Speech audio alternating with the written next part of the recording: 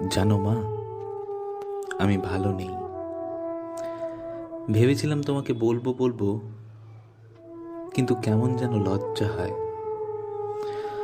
আসলে কখনো তো জিজ্ঞেস করিনি তোমাকে, মা তুমি কেমন আছো।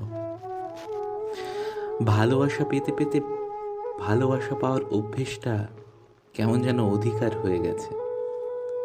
একরকম ধরেই নিয়েছি ভালোবাসা শুধু তোমারই ভীষণ কর্তব্য, আমার নয়।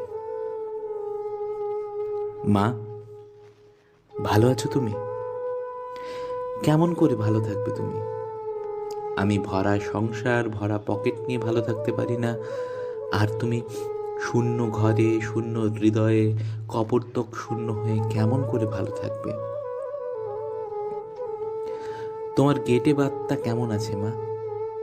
সরি, তুমি বলেছিলে কয়েকবার যে বাতটা তোমাকে বড় ভোগাচ্ছে। আমি তা কেবলই ভুলে যাই। কেন জানি তবুও মনে হয় তুমি আমাকে আগের মতোই ভালোবাসো। এখনো তুমি আমার যন্ত্রণায় ঠিক আগের মতোই হাত বুলিয়ে দেবে। আচ্ছা মা, তোমার ভালোবাসায় কি ক্লান্তি নেই? আমার ভালোবাসায় ক্লান্তি আছে, মালবিকার ভালোবাসায় ক্লান্তি আছে।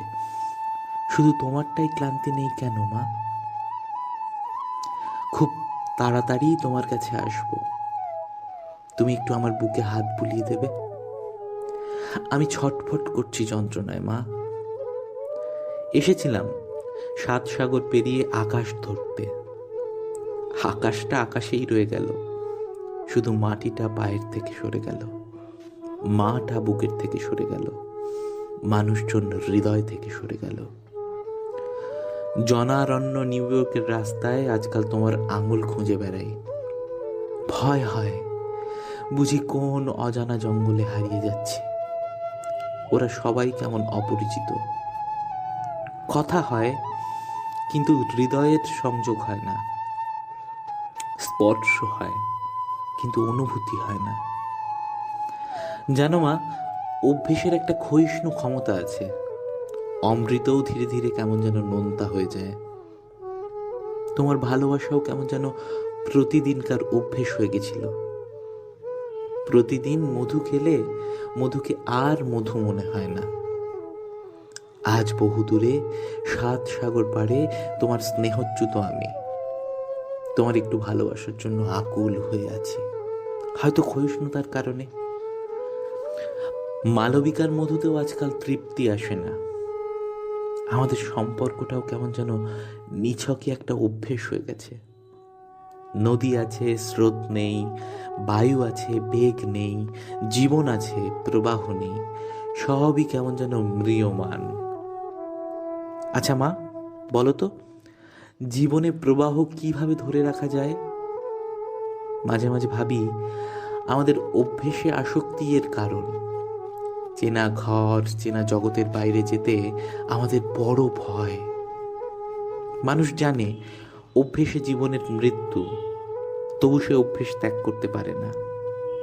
তাই তো জীবন প্রবাহ হারায়, আর তখনই জমতে থাকে বিষাদ আর যন্ত্রণার শ্যাওলা। মা, আমার তো কিছুরই অভাব নেই, তবু বুকটা কেন এত শূন্য বলো তো? মালবিকা বুকে হাত বুলিয়ে দেয়, কিন্তু যন্ত্রণাটা আবার ফিরে ফিরে আসে। আমি ভালো নেই মা। ক্রমশ বিষাদের ছায়ায় আবিষ্ট হয়ে যাচ্ছি আমি।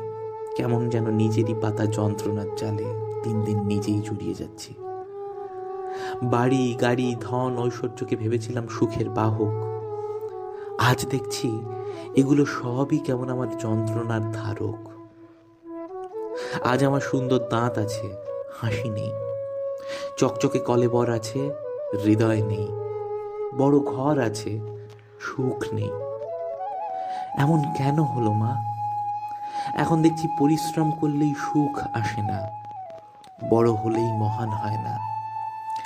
আমি কি তবে জীবনের গন্তব্যটাই হারিয়ে ফেলেছি? এখন তোমার কথা মনে পড়ে মা। তুমি বলতে, খোকা, জীবনে খুব হাসবি, তবেই সুখী হবি। হুঁ, আমি আজকাল আর হাসি না। পল্টু বলে, পাপ্পা তোমার মুখটা সবসময় কেমন যেন পচা পচা, তুমি হাসো না কেন পাপ্পা? আমি হাসতে ভুলে গেছি। মা